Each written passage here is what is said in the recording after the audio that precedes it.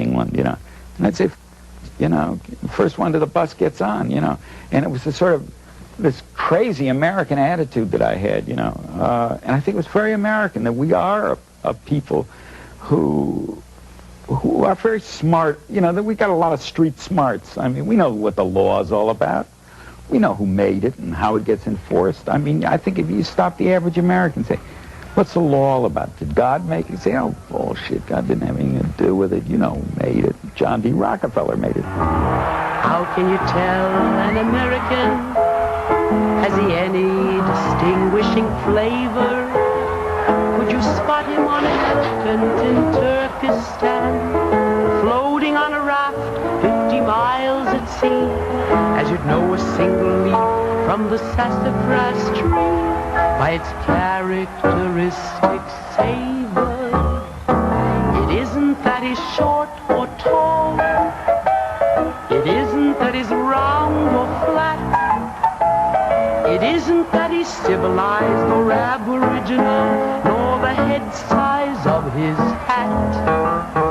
No, it's just that he hates and eternally despises the policeman on his beat, and the judge at his assizes, the sheriff with his warrants, and the bureaucratic crew, for the sole and simple reason that they tell him what to do. And he insists on eating, he insists on drinking, he insists on reading, he insists on thinking, free of governmental snooping or a governmental plan. And that's an American.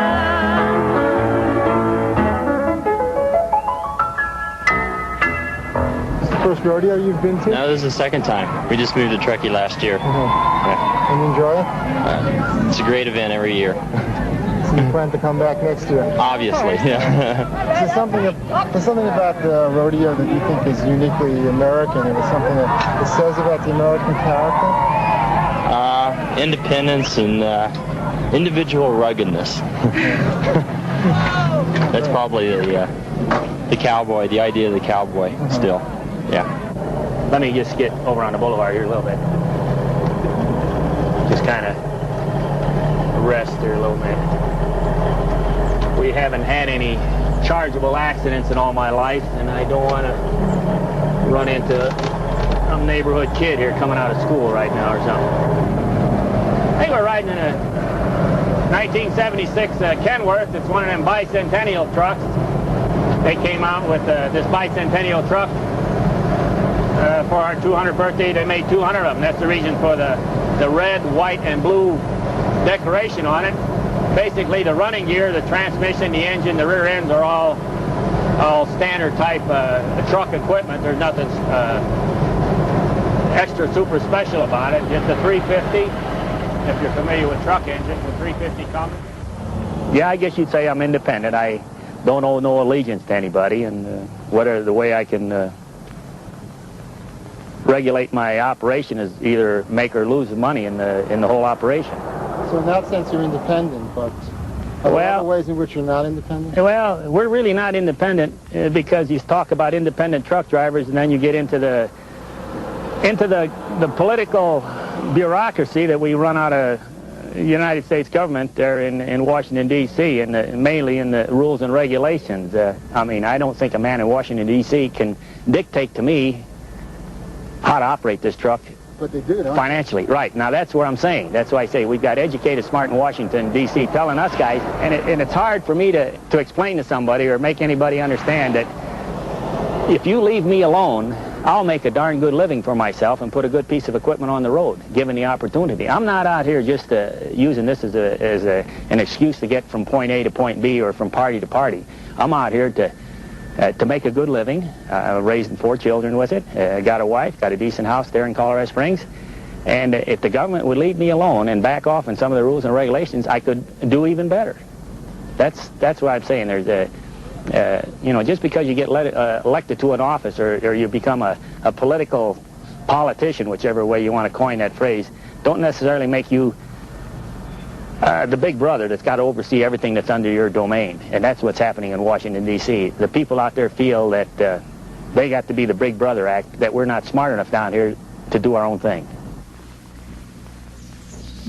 one of the things that we're asking people and trying to explore in the film is not just the explicit anarchism of the individuals of Warren and Tucker and Spooner, but to find out whether there's kind of an implicit anarchism in American traditions and American political history.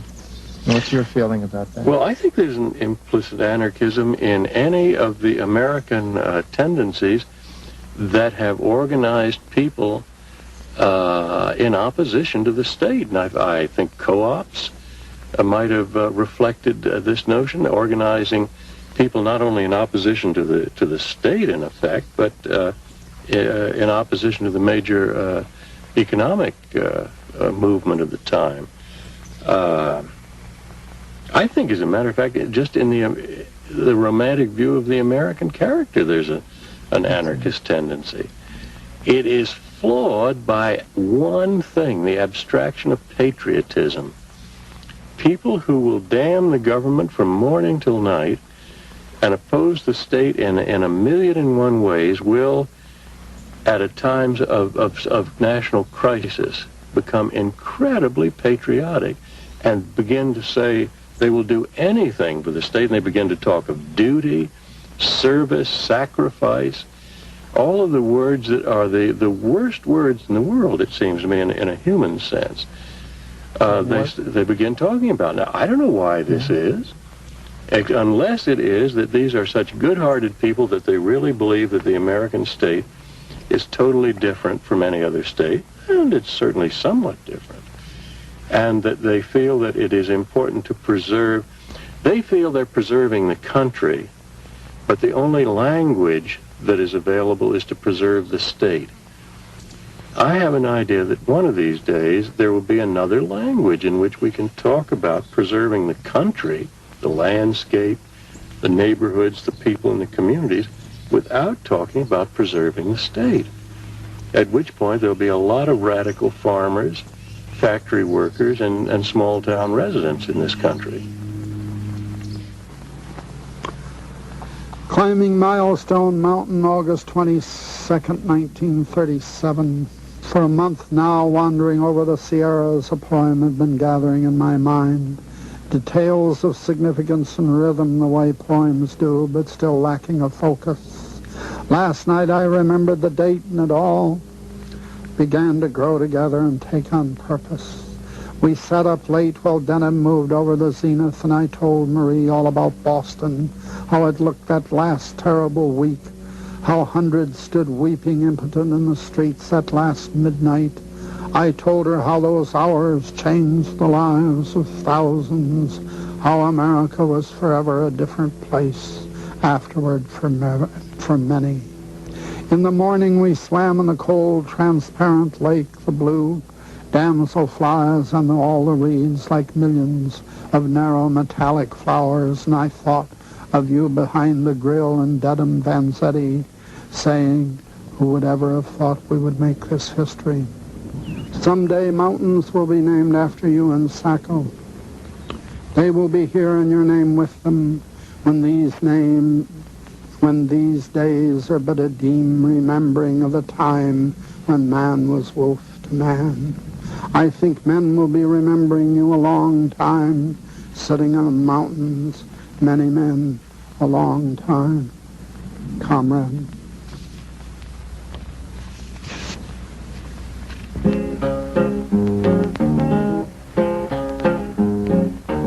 Oh, ho, psycho, psycho, ho, ho, make a little psycho, ho, ho, psycho, psycho, I just want to sing your name. Psycho, psycho, psycho, psycho, ho, ho, psycho, Nicola, psycho, psycho, I just want to sing your name. Oh. Beginning with the First World War, an alliance of the Departments of Justice, Labor, and Immigration initiated a campaign of repression. Agents broke into the homes of suspected radicals, arrested them, and seized their possessions. Many were deported. Most of the victims were foreigners, usually Russians, Italians, and Jews. Two men stand out as targets of the anti-radical campaign. They were Italian-born, residents of Boston for many years, respectable workers and dedicated anarchists.